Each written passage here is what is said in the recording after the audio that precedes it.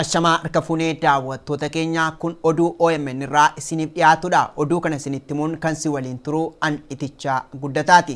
Ilmaan Oromoo gootota mana hidhaa wayyaanee keessatti aarsaa jajjaboo kaffalaatti turtanii amma baataniin baga gammaddanii jenna. Sabboontota Oromoos akkasuma baga gammaddan jecha oduu kana isinitti himna. Daa'imni umriin isaa waggaa 7 magaalaa Holotaatti guyyaa kaleessaa konkolaataa humnoota waraana wayyaaneedhaan rukkutame lubbuun darbuun himame. Jiraataa magaalaa kanaa bilbilaan dubbisnee haala qabatamatti ture gaafanneerra walumaan haa dhaggeeffannu. Kaleessa naannoo isaa kudhaniitti waraaliin humna waraanaa naannoo magaalaa Holotaa naannoo Hawwii jedhamutti zigzaagii oofaa dhufee ijoollee qeerroo sirriitu irratti baasuuf osoo jedhu karaa qarqaratti mucaa argate sana gommaadhaan irra bahee bira darbee kutee na lubbuun isaaf darbee mucaan Birraa Taarikuu jedhamu. Egaa yogguu gochaan kun raawwatu konkolaataan sun dhaabatee dhimma kana laaleera moo calliseema darbe? Calliseedhuma darbe calliseedhuma wattaaddaroonni irra jiran ijoollee biyyaa turteetti kolfaniiti kan darban beekuma irra baasee deemu. Yogguu sana naannoo sana qaamonni bulchiinsaa fakkeenyaaf kanneen akka poolisoota Oromiyaa fi qaamonni nageenyaa hin turre konkolaataa sana qabachuu hin dandeenye to'annoo jala oolchuu hin dandeenye.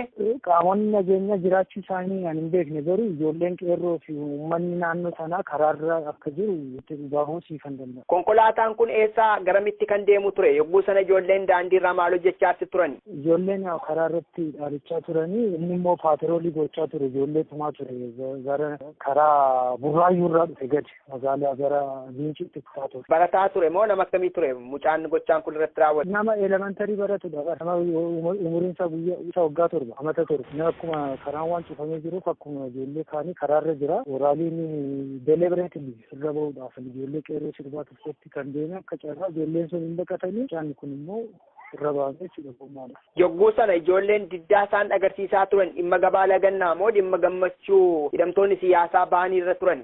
Yaa'u sirni diddaan gabaa cufinsaas jira, waa'een baqqalafaas gammachuun isin jira, waanuma keessa hundi seensiin jiru yaalloo simmeetiin jiru hundi kana. Sirni awwaalchaa mucaa kanaa raawwateera?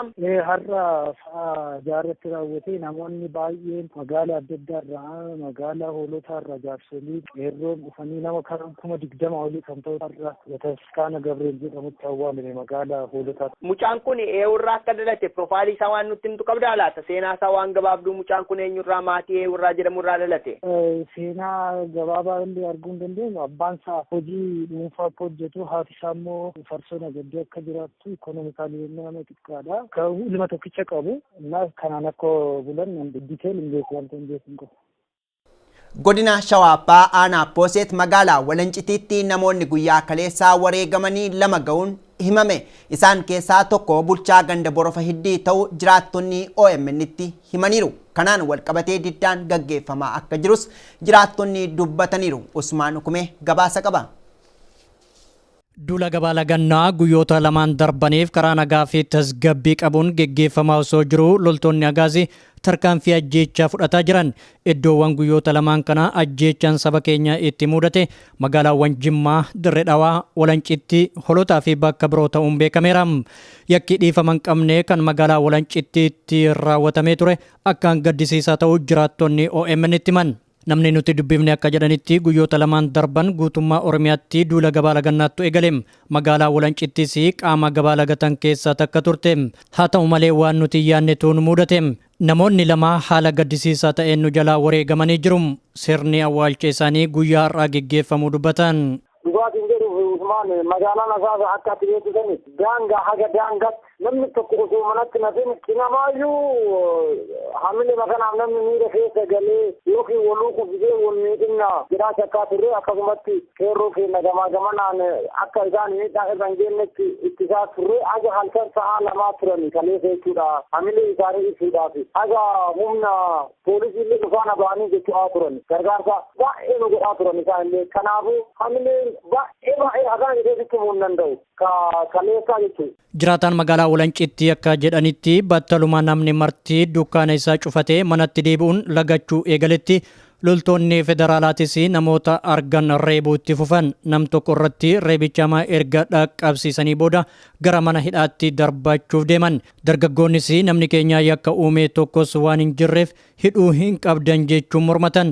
Battaluma mormiin eegalitti loltoonni agaazii akkuma baratan rasaasa itti roobsuun nam tokko ajjeesaniiru. Dabalataan bulchaa gandaa Borofa Hiddii tokkos ajjeesuu namni kun himan.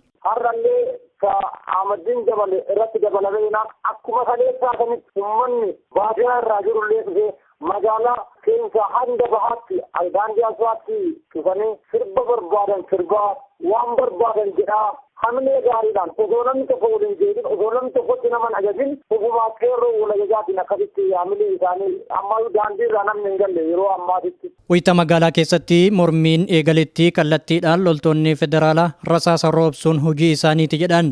Erga namni tokko nurraa wareegamee booda dargaggoonni hafanis lubbuu isaanii baraaruuf jecha gara mana bulchaa gandaa Borofa Hiddii jedhamutti baqatan. Loltoonni federaalaa faana dhahuun bulchaa ganda kanaa itti seenuun ajjeesaniiru jedhan.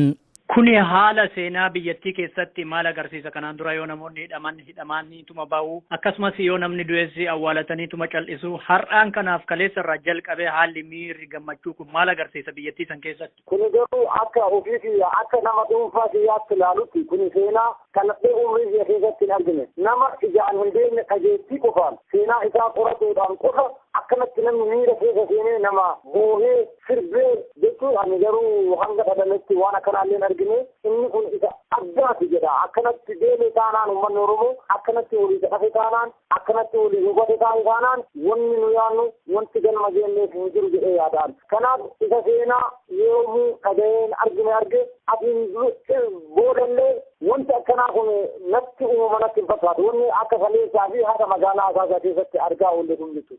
Sirni awwaalcha isaanii guyyaa har'aa gurraandhala 14 bara 2018 bakka hawaasni kumootaan lakkaa'amu argamanitti magaalaa Walancittitti raawwatamuu namni kun himaniiru. Ammas taanaan mufiin hawaasichaa itti fufee jira. Duulli gabaa lagannaa ibsa qeerroon baaseen guyyaa har'aa magaalaa isaanii keessatti lagatamne. Qeerroo keenya dhageeffachuun hojii idilee keenya geggeessaa jirra. Daandiin duraan cufamee akka saaqamu taasifneerra jedhan. Garuu ajjeecha namoota keenya irratti raawwatameef cal'isaa hin jirru jechuun dubbataniiru. Doktor Maraaraadhaa fi sagantaan digdamii sanitti akka godina Arsii Lixaatitti qabamee ture. Isa kan irratti innillee bahe innillee wajjin wal biraan hafan waliin dhufuu danda'an jennee waan akka aanaa gadab Asaasaatti simannaa addaa goonee fi Asaasuma irratti kennaa kajeelu sagantaan nu qabnu. Dr. Tasfaayee Abarraa waggoota sadiif mana hidhaa Maakelaawwii fi Qilinxoo keessatti aarsaa gurguddoo keessummeessaatti kan turan gara mana hidhaa Zuwaayitti dabarfamuu maatiin isaanii OMN'tti himani. Dr. Tasfaayee Abarraa Yuunivarsiitii Hawaasaa irraa barnoota dookterummaa beeladaan kan eebbifaman yommuu ta'an erga barnoota isaanii xumuranis saba isaanii godina Booranaa magaalaa Yaaballootti ogummaa barataniin tajaajilaa osoo jiranii akka mana hidhaatti darbatamanidha. Odeeffannoon arganne kan mul'isu waan odeeffanne qabna.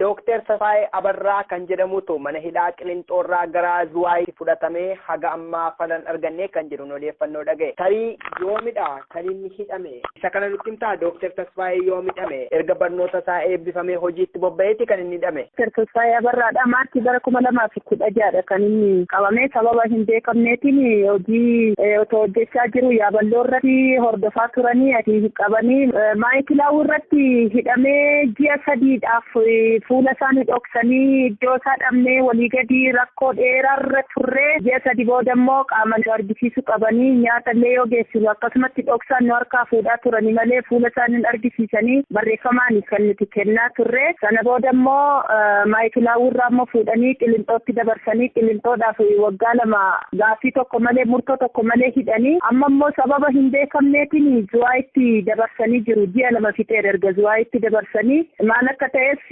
maatiinis asii baay'ee rakkachaa jiru. Sababni isaanii Qilinxoorra fuudhanii Zuwaayitti dabarsanis walii wallaallee hagammaa namoonni hiikamaa jiranillee baay'eetu jira. Furmaata tokko hin arganne akkasumatti maatiin illee dararamaa jirraan illee baay'ee wajjin rakkachaati kan jirru jechuudha. Aga guyyaa irraatti furmaanni kennameef yomtuyyuu hin jiru. Jalqabumaa Dooktar Tasfaayeen balleessaa maal godhe jedheen himatame eessarraati kan inni qabame otoo hojii hojjetuutti kan inni qabame? Iddoo hojii isarratti Yaaballoo irratti godina Booranaa magaalaa Yaaballoo irratti kan inni qabame otoo hojiidhuma dhuunfasaa hojjechaa jiru sababuma shororkeessummaa yookiin adda bilisummaa Oromoodhaan jedhanii shakkiidhuma akkasiitiin kan isaanii hordofaa turanii Dookteera Gurraachi jedhanii mallattoodhaan faa kennanii fi isa hordofaa turanii sababni isaa hagaarraa wanti ragaan irratti qulqullaa'ee kana jedhame hin jiru ragaan irratti qabame hin jiru shakkiidhuma akkasumatti kanumaan kan jedhamudha kan qabanii too amma rakkoo guddaatiin maatii isaallee gahaa kan jiran jechuudha. Yuunivarsiitii eessaatti kan inni barate Dooktar Tasfaayeen bara kam yuunivarsiitii irraa eebbifame maatii hoo hin qabaam? Maatii godhatee jira daa'ima tokko qaba yuunivarsiitii immoo hawaasarraa veterinariidhaan dookterummaatiin bahee hawaasa yuunivarsiitii irra. Haa ta'u gaa dhimma kana faana wal qabsiistee gara dhumaa irratti waan dhaamtu yookiis waan jettu yoo qabaatteeti. Ani wanti inni akka kootti baay'ee natti dhaga'amee jiru wanti tokko otoo ragaan tokko namarratti hin argamin ragaa dhumti quubsan ta'e otoo namarratti hin argamin haga har'aa gaaffii tokko malee murtoo tokko malee maatiirraa adda bahee maatii isaa bakkeetti gatee namni maatii gargaaru hin jiru bakkeetti hafee haga amma bakka ani akka kootti jechootan ittiin ibsuu danda'uyyuu hin qabu baay'ee wajjin rakkadheen jira baay'ee wajjin dhukkubsadheen jira kanaafiyyuu ani akka kootti otuma ragaa tokkootiin murtoon tokko namatti kenname akka kootti yaada akkasiiti kan inni qabu ragaa malee namni haga ammaa otoo ragaan tokko namatti hin argamin murtoo tokko otoo hin argatiin gaaffii tokko malee waggaa 3 har'a hidhamuun nemmee namumti taa'ee ilaalu maal akka itti fakkaatan baay'ee natti dhaga'ama. Haa ta'u gaa guddaa galatoomi ulfaadhu ibsanuuf kenniteef egaa waan ati jette kana gurraa uummataadhaan ni geenya. Galatooma isinillee nagaan isin wajjin haa ta'u eebbifamaa. Ayyee nagaatti. Ustaaz Ahmadiin Jabalii fi hooggantoonni paartii Koongireensii Federaalistii Oromoo mana hidhaa keessaa bahuu isaanii ilaalchisuudhaan gammachuu cimaa qabaachuu isaanii qeerroon godina Arsii Lixaa magaalaa Hasaasaarraa dubbisne beeksisanii akkasumas torbaan lamaan dhufutti ustaazotaa fi hooggantoota KFO simachuuf qeerroon Asaasaa qophiitti jiraachuu isaanii OMN'tti himaniiru. Usmaan Hukumee qeerroo magaalaa kanaa dubbise waan qindeesse qaba.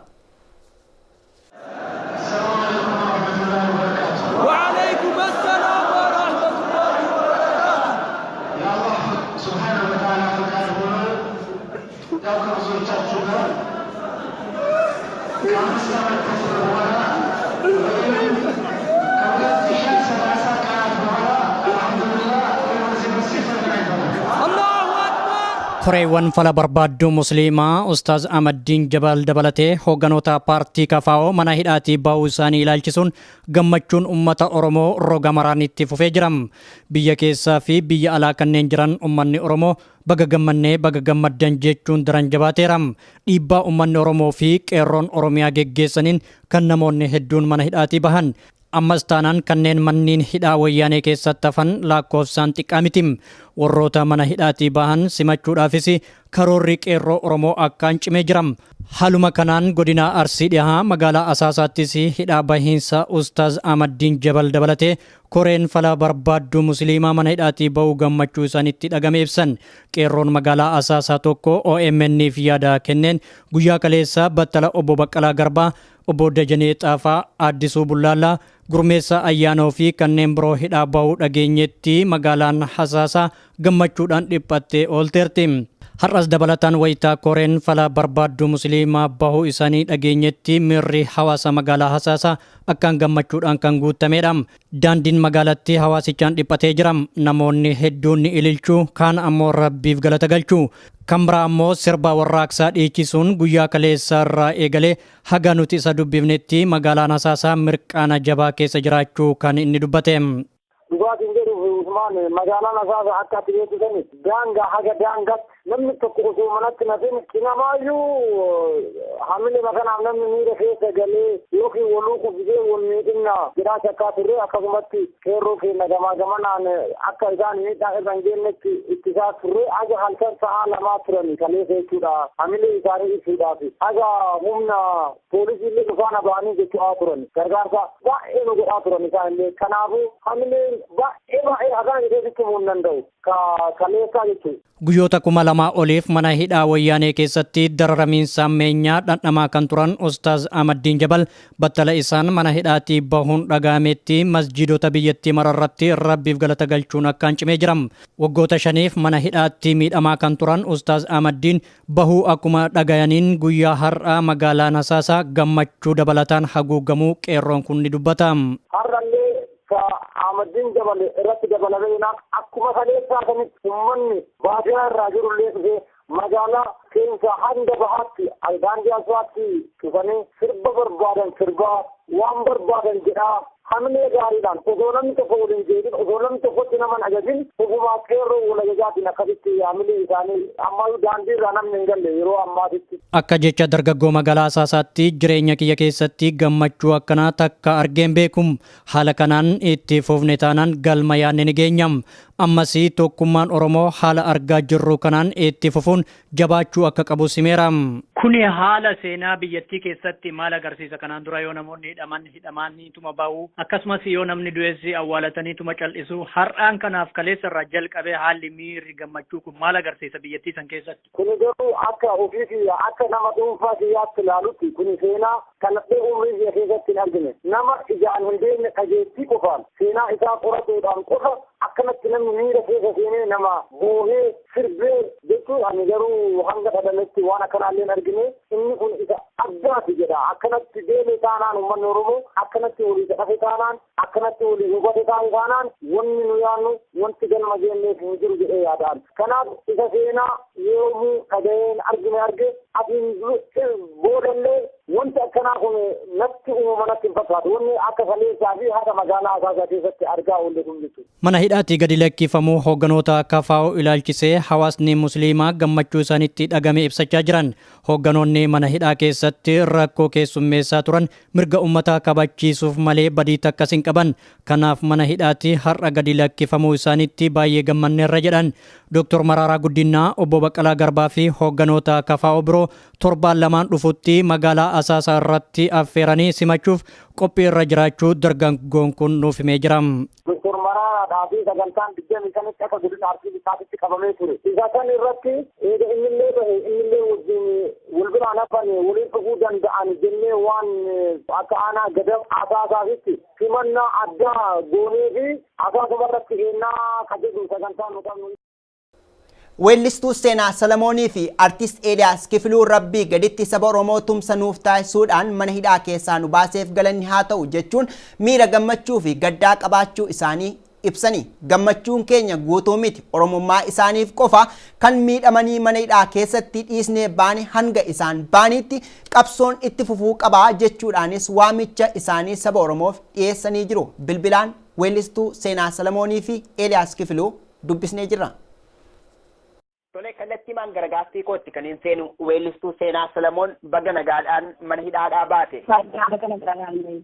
Haa ta'u gaa mana hidhaa keessaa bahuu keetti namoonni si leellisan yookiis immoo si jaallatan baay'een gammadaniiru. Nuyis akka OMN'tti hedduu gammanneera. Tarii bahuu keessaniif immoo akka sababaatti kan himamu keessumaa sochii qeerroon kutaalee Oromiyaa bal'oo keessatti taasisaa jiruuf sabni Oromoo taasisaatti jirudha. Isa kana faana wal qabsiistee tarii ati akka weellistuu Oromoo fi jaallatamummaa sabicha biraa qabduutti dhaamsa addaa yoo qabaate. Ani akka kootti wanti baay'ee na gammachiisus akkasumas immoo kan na gaddisiisu ijoollee Oromiyaa guutuu irratti dhimma keenyaaf bahanii lubbuu isaanii aarsaa hin kaffalatanii dabarsanii nuuf kennanii lubbuun isaanii jannata agarsiisuu jedha. Akkasumas immoo uummata Oromoo Oromiyaa keessatti argamanii bakka hundatti kan argamanii waa galatoomaan jedhanii akkasumas immoo nama immoo itti fufee waa arguuf waa godhu jedha. Haa ta'u gaa tarii miira dadhabbiidhaan jirta guyyaa har'aati kanatti mana hidhaa keessaadha maniidhaa baate. Tarii naannoo keetti yookiis cinaa keetti artiist Eeliyaas Kifiluu argachuu nan danda'a laata moo mana adda addaa jirtu?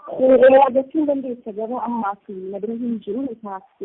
Tarii namoota naannoo keessan jiran keessaa namoonni gammachuu isaanii himachuu barbaadan jiru laata dhimma mana hidhaatii bahuu isaanii faana wal qabsiise? Tolee har'a ijoollee baay'eetu nuufifameera ijoollee eegaa keessaa hunda isaanii ta'uu baatutti hiriyoonni keenya obboloonni keenya kan eegaa turre ba'anii jiru baay'ee gammannee jirra maatiin hundumtuu walakkaa jiru isaan bira jiru hawwiidhaan eegaa turre kunoo jara argannee raffannee galleera baay'ee gammanneerra uummanni Oromoo baay'een eegaa ture waan ta'eef kallattii adda addaatiin miirri jiru miirri ture miira addaati baay'ee kan nama gammachiisu ture ijoolleenis hedduu kan namatti toludha uummanni Oromoo hundumtuu baga gammadden warri eegaa turtan kan nu gaafachaa turtan haala ijoolleen kun irra jiran maal akka ta'e maalirra jiru fayyummaa isaanii kan gaafachaa turan namoota baay'ee turan waan ta'eef hunda isaanii maqaa uummata Oromootiin guddaa galateeffannaa carraa kanaatiin Nagaa galateessaa egaa amma isin mana hidhaa keessaa bahuu keessanitti namoonni baay'een gammachuu isaanii ibsachaatti jiru. Ati immoo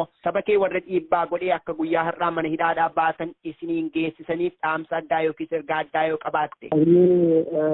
Galateeni dhaamsi ani qabu uummanni Oromoo nuuf wareegamaa jiruu fi kana dura immoo nuuf waan meeqa ta'ee aarsaa kaffalee kan hidhaadhaan baase Oromoo hedduun galateeffata waaqayyoon immoo maatii keenyatti sammuna keessatti galta. Atoogaa tarii gara dhumaa irratti hojiiwwan gurguddoo hojjechaa turte amma abjuun kee hojiiwwan sana itti fufuu moo maal gochuudha har'a irratti yookiis immoo ejjennoo namatti qabdu tarii? Isa hin murteessine amma dursa hin kenne jedhee yaadaadha.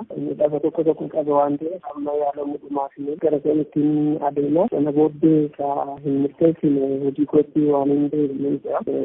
Dursa garuu wantoota jiran meeshaawwan koo kanaaf deebi'ee ta'e isaan amma gaafadha. Sana booddee hojiitti deebi'uudhaaf ilaalla jedhee. Haa ta'u galatoomi ulfaadhuu tamsaasa kallattii irratti argamtee ibsaa gammachuu keef miira qabatamatti keessa jirtu nuuf ibsuu keef artiist Eeliyaas Kifiluu. Hayyee dhaamsi tokko qaba. Mana hidhaa obboleewwan keenya hafanii akka hiikaman mootummaa naannoo Oromiyaas ta'e irraa akka itti fufee qabsoon uummata Oromoo itti fufee jarri kun akka gadhiifaman namoonni immoo miidhamanii fi rakkatan dhukkubsatan achitti jiru ija keenyaan argaa turre nuti bahuu keenya osoo hin ta'in kan isaanii baay'ee na gaddisiisa waan ta'eef obboleewwan koo hidhaa jiran akka nutti fufaman uummanni Oromoo jabeessee gaafachuu qaba. Arsaan yoo natti kaffale kana itti fufee jara hafan kana nuuf gaddifamuu qabu waan jedhu dhaamuun barbaada. Baay'ee haa ta'u gaa dhaamsi ati dabarsite qaama dhimmi ilaallatuun siif gaa waan ta'eef yeroo gaarii qabaadhu ulfaadhu nagaatti.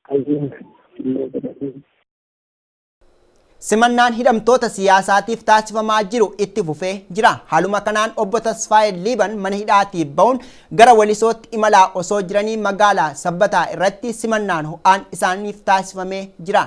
Dajanee Guutamaa jiraataa magaalaa Sabbataa waliin turtii taasiseera.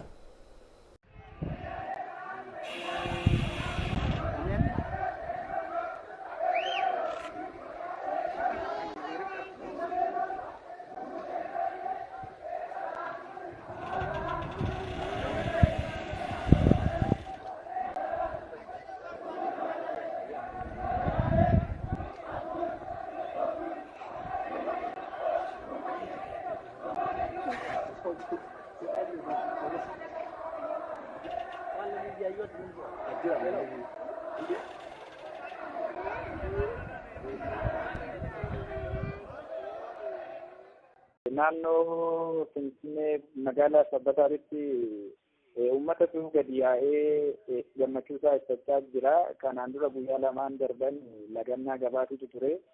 Suuqiiwwan hoteelonni fi kun cufaadha turanii guyyaa irraa immoo qeerroon wal gahee gammachuu ibsachaa konkolaatarree karaa bansiisee akka hidhamtoonni siyaasaa warri ba'anii haga Walisootti deeman isaan simachuudha. Walisoo ka'anii haga Sabbataatti warra dhufantu jira. Uummatumatu gammachuu ibsachaa jira. Konkolaataa hedduu, uummata miiliyoonaan lakkaawwamu, konkolaataa kumaatamaan lakkaawwamutu bulchiinsa magaalaa Sabbataa keessa dhufee amma gara hojiitti gadi deematti kan jira. Eenyu Tasfaayee Liiban kan Walisoodha hiikamitu jira warra obbo Baqqalaa Garbaa fa'aa wajjiniin isa simachuudha moo namni amma kana baay'ate magaalaa Sabbataa kaasee amma Tajiitti karaa dheeraadha. Maal akkamitti ba'uu danda'e uummanni kun hunduu? Magaalaa Walisootirraa namni kana dura hidhamaa siyaasaa hidhametu jira. Tasfee Liiban jedhama. Isa simachuudhaaf warri Sabbatarraa warri hidhamanii hiikamanii hin jiru. Caalii Fufaa faatu har'a bahaa jedhanii Nagaasaa Gulummaa faatu bahaa. Isaanis simachuudhaa wal keessa namoota kana simachuu gammachuu Bakkaraa Garbaa bahuu isaaniitiif gammachuudhaa fi namoota immoo gara magaalaa Walisootti gadi galan kanaa fi Sabbatatti galan kana simachuudhaaf uummanni maatiidhaan uummanni hedduun kun yaa'ee jira. Wanni raajii kana jechisiise wanni raajiin haga ammaatitti ani amma dargaggeessa umurii waggaa 25 fi isaa ol jiru haga ammaatitti ummata haga kana baay'atullee irreessan alatti irreessa Bishooftuutiin alatti ummata haga kana baay'atu argee hin beeku. Namni hunduu gammadaadha. Poolisiin Oromiyaa gammadaadha, gammachuu ibsachaa jira. Yeroo biraa walleessatti kan qeerroo wajjin hin jiran qeerroon gammadaadha, jaartiin gammadaa, jaartiin gammaddi. Namni hundumtuu afaan tokko dubbataa gammachuu isaaniitti ibsachaa jiru. Haga kana ummata baay'atus immoo haga har'aatitti qalabbii haga har'aatitti gara Shawaatti balchaa kana haga Sabbataatiin daandii Jimmatti gadi bu'u kanarratti ummata hagana baay'atu ani jiraatadhuma magaalaa Sabbataa tokkumatti qalabbii hin argine har'a arguu kooti kanatu naraati. Gaariidha. Akkaataatti poolisiin Oromiyaa warra hiriira bahe kana qabaa ture mee maal fakkaata haala gaariidha jettee xinnoo ishee nu ibsi. Poolisiin Oromiyaatti fi manguddoonni walii galuudhaan osoo namni tokkollee osoo hin miidhamin kan biraa yaa'uu fi karaarra deemtee yoo ati bishaan obaasirree poolisiin Oromiyaa bishaan haayilaandii kana haga qeerroodhaa kennuufitti yoo dadhabde konkolaataadhaan amma si geessisutti tiriit gochaati kan jirani bishaan rabsaati kan turan poolisoonni Oromiyaa. Poolisoonni makalaakaa immoo dhufanii akka isaan ijoollee kanatti qeerroowwan kanatti jaarsitti akka isaan hin buune dhorkaas turanii dhimma nageenyaa bulchiinsa magaalaa Sabbataa waliin ta'uudhanii akka gaariitti tiriit gochaa turan jechuudha. Ayyeen daawwattoota keenyaa oduun istiidiyoo Minisootaa irraa qabannee dhiyaannee kanumaan gammaa ture oduu irraa isinitti himuun kan si waliin ture an itichaa guddataati. Sagantaalee OMN biroo waliin turtii gaarii qabaadhaa isiniin jenna.